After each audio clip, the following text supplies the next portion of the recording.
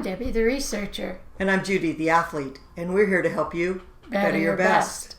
So this week I had some interesting conversations with one of the attendees for our Better Your Best program, and it was about ego. And ego is such an interesting concept. You're the athlete. You probably had some interesting experiences. Yeah, I think ego is one of the probably most confusing topics for an athlete, and lots of mixed messages just around the concept of ego.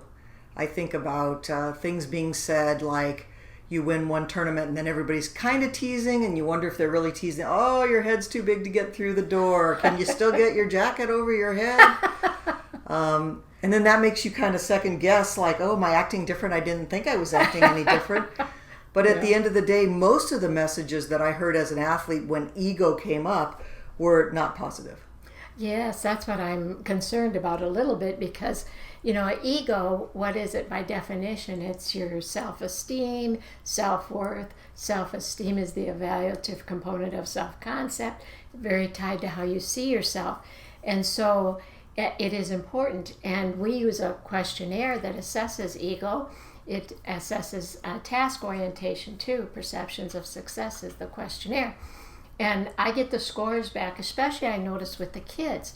Their task perception of success is high. In other words, the more they're doing the practice and doing the skills, they feel very good about themselves. They feel successful. And their ego is low. And their ego being, I love to win. I love to see my name on the leaderboard. Those types of things and questions, they're scoring lower. And what we know from the research that's been done across athletes is that the best are high in both. So, I'm often attempting to get the kids to, I'm a great putter. I know how to play. At least inside, I want them to say that.